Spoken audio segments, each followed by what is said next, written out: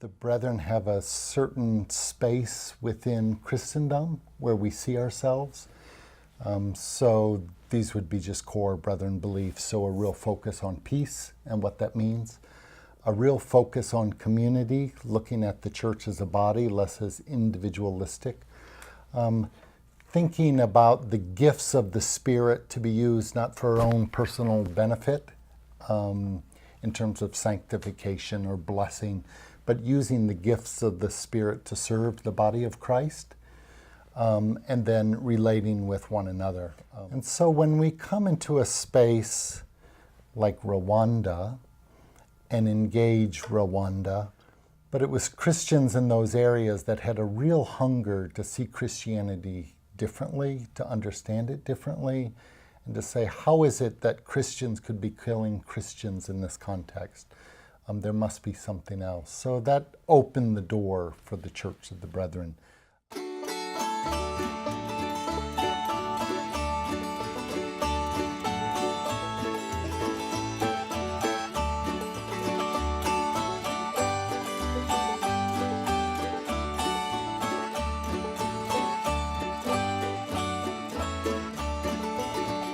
The Jesus way, oh, the Jesus way is the way of peace. Is the way of peace. Oh, the Jesus way, Oh, the Jesus way is the way of peace. Is the way of peace. Oh, the Jesus way is the way of peace. When He is King, all wars will cease.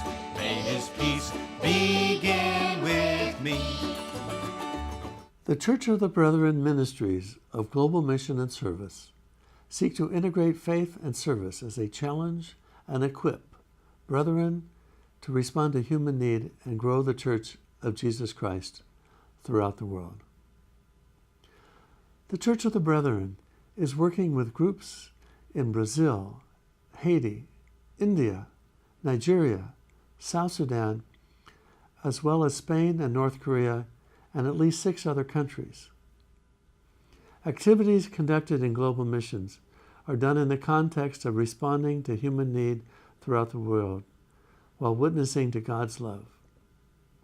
The programming of global missions falls into 6 broad categories: church development, health and well-being, education, peace building, economic empowerment, and agricultural development. Hello, I'm Brent Carlson, and welcome to Brethren Voices. The Church of the Brethren is over 300 years old, founded in Germany, and it came to this country seeking religious freedom shortly after its beginnings. Compared to other denominations, its membership is quite small, but its impact in the world has been much bigger than its size. Today, we're meeting with Jay Wittmeyer, the Executive Director of Global Mission and Service for the Church of the Brethren. Jay, welcome to Brethren Voices. Thank you, Brent. Great to be here. It's very good to have you here. Yeah. You are an amazing man with a lot of responsibility for the Church of the Brethren. And as I understand it, the Brethren Disaster Ministries, Brethren Volunteer Services, the Global Food Initiative, International Ministries, and probably some others are under your direction. So have I got that pretty much right? Yes. So my first question is, how big is your staff? Yeah, I'd have to step back and count my total staff. I think, sorry, it's a question that came to me in that way. So each of those programs have their own directors. So Brethren Volunteer Service has its own director with staff and volunteers that serve that. Work Camp would be similar. Brethren Disaster Ministries is much bigger, and it would have that staff. And I think, I'm sorry, I don't have that exact number right off the top of my head, but say 20, 25 people. But the people who report directly to you are just the heads of each one of those programs? Correct. So there's maybe 5 of those people? Correct. And in your office, at the general offices, how many people are in your office that help you run all of those, or monitor, or administer all of those programs? Well, there's primarily 3 of us in the Elgin offices that work at this. So the administrative staff is very lean. We try to keep it lean and then put more of our emphasis on the individual programs with support. Okay. Do you feel like you can keep up with everything? Because some of these are pretty active kinds of programs. No, we don't keep up in many ways. And I think some of the challenges in particular are when we have staff in countries and those countries are move into states of chaos or violence or in some cases even failed states. And those are the type of things that take a lot more time and energy. Or if staff are hurt or sick or injured in any way, these are the things that... It kind of takes a priority, and it's something that has to be done and dealt with right now. Yeah. Before we get into the details of all of that, tell us a little bit about your background and your education and your brethren connections. Yeah, so I've traveled around theologically and sectarianism and everything else, but my family is Roman Catholic. I was born and raised Roman Catholic. In high school, I met a young woman. She's Apostolic Christian, and I became more serious about the church at that point and started attending an Apostolic Christian church. It's an Anabaptist church. Most people in the Midwest would know it, but the far West or the East Coast would not know it. Because I haven't heard. No. I know what the words are, but I don't know what that church means. You would think of it as an old order Mennonite group. With the head coverings? Head covering, men and women skirts? separate, cloak dresses, etc., and no musical instruments, so a cappella music, etc. No lipstick? None of that. Also out of Switzerland, but at a later date. So I became very serious about Christianity at that point. Leaving high school, I had applied to the University of Illinois, their engineering program, and felt that I would be an engineer and had some sense of direction and passion for it. But somehow, in my heart of hearts, I just had this sense that I should do mission work. And it was kind of into the summer, and I told my father and my mother that I wouldn't be going to the University of Illinois, but I wanted to do mission work. And they were not pleased with me. This is before you even started college. Yeah, so I was probably 18. Oh my goodness. And it wasn't a good day in our family. But I did a 2-year missionary prep school in South Carolina. It was led by an Australian man. It was called the Evangelical Institute, but evangelical in a more of a global Anglican sense, not in the American sense. And I did 2 years and then went off to Nepal for 5 years. Did mission work there with a small mission agency, learned the language, learned the culture. And at the end of those 5 years, then said, I really got to get more university under my belt. Came back, did an undergrad degree in English literature, teaching of English literature, a graduate degree in ESL, and then in that interim I served with the Mennonite Central Committee in Bangladesh for 3 years. Came back, did a second graduate degree in peace studies, and then kind of found my way. My time with the Mennonite Central Committee led me into the Mennonite Church, into mediation work, and slowly into the Brethren community. Well, let's go back to global missions and service, because the Church of the Brethren is active in, let me see if I can get there, Brazil, Nigeria, Sudan, South Sudan, Spain, Haiti, Dominican Republic, and then I think Honduras and Guatemala. Yeah, and the levels of engagement are different in each place. And then, did I mention India? You didn't mention India, and you didn't mention China. Okay. We have staff in Vietnam and North Korea, though our North Korean teachers, our professors, are not serving there this semester. They pulled out for a semester. But those are the main areas that we are working in. Do you get to visit all those countries? Yes. I would say briefly. So you're on the road a lot, all over the world. I travel a lot, and I try to space it out. Some of the newer, we call them church plants, though we can get into what that actually means. Some of the newer church plants for the brethren and new brethren arising would be in the Great Lakes region of Africa, Rwanda, Eastern Congo, Burundi, and Venezuela is an area. And those are two areas that we're putting significant effort at the moment. And a number of years ago, brethren from the Dominican Republic traveled to Spain and are working in establishing brethren churches now in Europe as well, in a number of inner cities churches within Europe, so mainly in the north part of Spain. So we're well over a dozen countries that we're involved in. And so how does that happen? I know we've been in some places like Nigeria and India for a long, long time, but how do you get into new countries? And you were talking about planting churches. How does that happen? What's the groundwork that has to be done?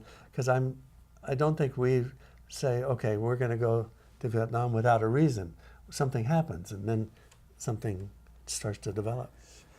I would like to say we have a strategic plan, and we implement that strategic plan over a period of time. But it doesn't quite work that way. Each country is a little bit different. And maybe I would step back and say the brethren theologically, missiologically, the brethren have a certain space within Christendom where we see ourselves. So these would be just core brethren beliefs. So a real focus on peace and what that means. A real focus on community, looking at the church as a body, less as individualistic. Thinking about the gifts of the Spirit to be used not for our own personal benefit in terms of sanctification or blessing, but using the gifts of the Spirit to serve the body of Christ, and then relating with one another. Just to briefly mention some of these things. And so when we come into a space like Rwanda and engage Rwanda, of course, you would know from the Hutu and Tutsi just genocide of 20 plus years ago now, or just slightly more that in Burundi. So our entrance into those areas was really because of our strong emphasis on the peace connection with the Church of the Brethren, non-resistance, non-violence, loving our neighbors, not taking up arms for protection and slaughter.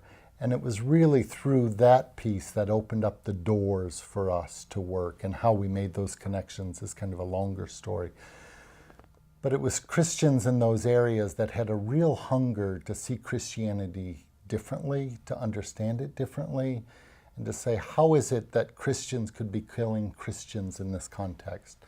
There must be something else. So that opened the door for the Church of the Brethren to enter in and to begin to engage communities and different churches to say, with preaching and teaching, to talk about our theological stance and how that works itself out within the community. And that was a different gospel message than they had been hearing or preaching.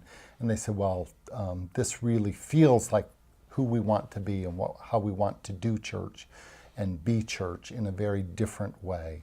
And it opened those doors. Somebody has to know somebody to get the phone call.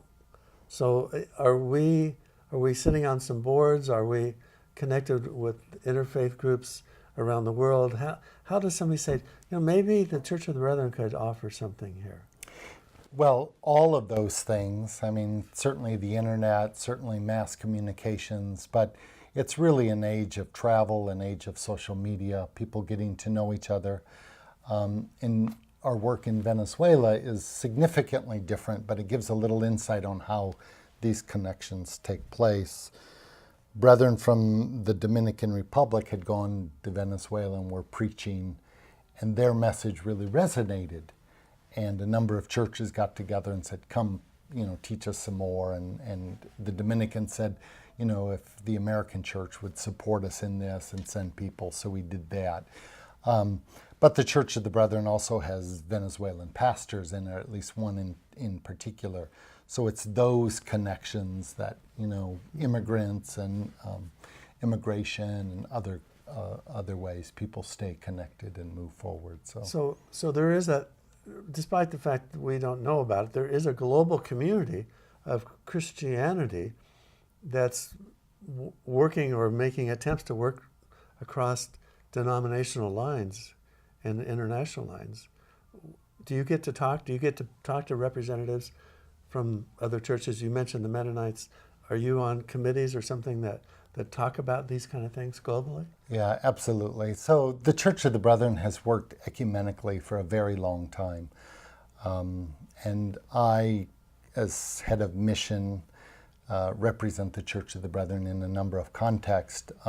Certainly Church World Service is a forum for that, meeting with other heads of mission, the Evangelical Lutheran Church of America, Presbyterian Church USA, Moravians, etc.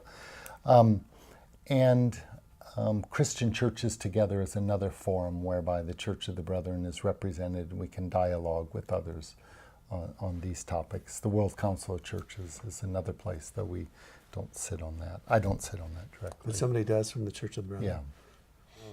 That you sit on the board of Heifer International. And because of our connection with Heifer International, that I understand it's a permanent position on the board?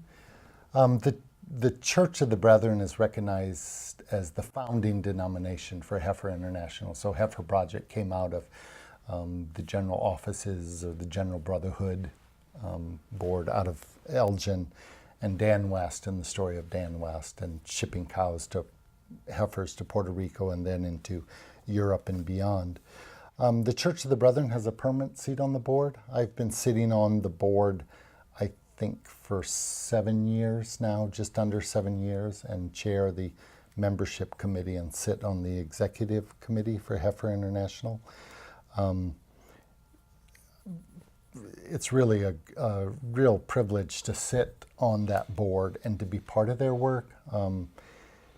Fundamental to Heifer's work is the idea of passing on the gift, and this is one of the Brethren core values, that you pass on the gift. So historically, the way Heifer has worked is a family would receive a pregnant cow, heifer, and that when that heifer would then calve, the calf, after it was weaned, would be passed on to another family, and then you could grow the community and improve economic development that way.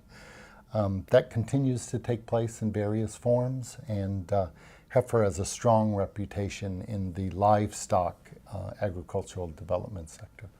Heifer is having a particularly strong impact in Nepal with a goat rearing projects, and an impact in Tanzania and Kenya and East Africa in a dairy production milking scheme. It's really phenomenal what's taking place. So. I want to ask you about North Korea. Yes. Because North Korea is on kind of our do not travel list, but we have some people there. What are they doing, and what's going on? There was a private Christian university that was started a number of years ago. I was there at the inauguration of it. It's called the Pyongyang University of Science and Technology. It's government approved. The government invited certain Americans from the Korean American community to come in and start the university. There's a similar university in Yangbi, China, which is a Korean-speaking area in China, but just north of North Korea. And PUS, then, the Pyongyang version, was modeled after the Yangbi University of Science and Technology. So Americans really helped start the university? They started it, Oh, they built did? it. It was all American money, but primarily through the Korean American churches. So there were a lot of South Koreans involved, and Korean Americans, and also Americans. And you've gone to North Korea? I was in North Korea for the inauguration of this university, and I think it was August 2009, maybe. I forget the exact year. And then we recruited staff to go teach. So Dr. Robert Shank and Linda Shank have been there for 5 years, I guess. I'd have to add it. 2010, I guess they first went. And they'll do the spring semester, come home for the summer, and go in the fall. They didn't go back this fall semester, and the situation was a little unsure where it's going. But the university continues, and they are welcome to come back and teach. Right now, the State Department has put a travel ban on going, but they'll provide special visas. So I think we can work through it. I'm really proud of our work in North Korea. The Shanks are able to engage students one-on-one through their work and get to know them. And the focus is on plant breeding, seed genetics. It's pretty and agriculturally focused. 100%. So that's the primary focus, is and to help alleviate poverty through that work. That's their only mission at this point. But they've got to know people well, and it's a different face of America. And I think it's really important for a peace church to be working at these issues in different ways. We know about how Washington is working at things. John Bolton just wrote, he was a former ambassador to the United Nations under George W. Bush, I think. I didn't read the article, but it was a different perspective. It's much more militaristic. And we're trying to work in a very different way somehow with that. It's a different conversation, but I hope to have it someday with you and some others about the kind of courage it takes to be a minister of peace in a place where people are really are killing each other in the name of God every day and all around you. It's scary, and it's encouraging, and yet it's like, how do you do that? Where do you get the strength? How do you be that kind of person of peace inside when all this violence is going on and your family and your friends are part of the violence and the victimization? Yeah, it's a very good point. And I think there's a real hunger for that gospel. I think there's a real authenticity about it. I think when people hear it, they understand that really must be the true gospel. And Christianity has wandered in many different directions through the centuries, we know, but it has wandered into a place of prosperity and personal benefit, that somehow God is personally going to bless me in such a way that I am going to benefit financially through jobs, through an advance, and I'm not going to suffer. I'm going to be healthy and wealthy and all that. And the gospel the brethren bring is a very different gospel, in the sense that we're not expecting some material blessing from God. We're expecting to work hard together as a church and to serve the outside community among us, particularly the poorest and the marginalized. And that is where the blessings will come. But it won't be a material blessing. And we're going to rely on one another to take care of our needs. And that's a very different message than is preached in many parts of Africa, Latin America, Central America, for example. It's the antithesis of the prosperity gospel in some ways. It's a gospel of service more than a gospel of service and sacrifice. Tell us about, is there hope for the world in all of this, I'm going to say rhetoric, the rhetoric of politics and economics and political. I'm just really hopeful at this point. I know people talk about divisions in the United States and where I don't see the United States that way at all, personally. And I think I would give two examples. The Airbnb, I think, is really fascinating, that someone would say, I have an extra room and I can rent it out a night and you can come stay with me. And I think even Uber and Lyft, and I think the next generation, millennials coming up, they're much more open to that world. We call it the sharing economy. We call it a lot of things. I think the focus on a sustainable earth, clean energy, renewable resources, I think on the basis of that is an understanding that I cannot just consume to my heart's desire, that there must be curbs on that. And I think on the second side, then, I think the Brethren theology of living a simple life and a clean life and a communal life, I think it all leads together. So in many ways, I think it's a perfect time for Brethren theology, and I think I'm really hopeful in the shared economy. I think we will be comfortable in that world. When people are fighting to get their own and hold their own, and you know, the big SUV, and this is mine, and this is my yard, and this is my house, and my vacation, I think the Brethren are a little out of touch in that world. But I think we're moving into a different space, and I think the Brethren can articulate the significance of being in that world. I think we function in that world. Jay, it's been wonderful to have you with us. Thank you so much, Brent. It's my privilege. Thank you. The privilege is all mine. I'm so delighted we got to talk about all these things. For Brethren Voices, this is Brent Carlson, And Jay Wittmeyer. wishing you peace.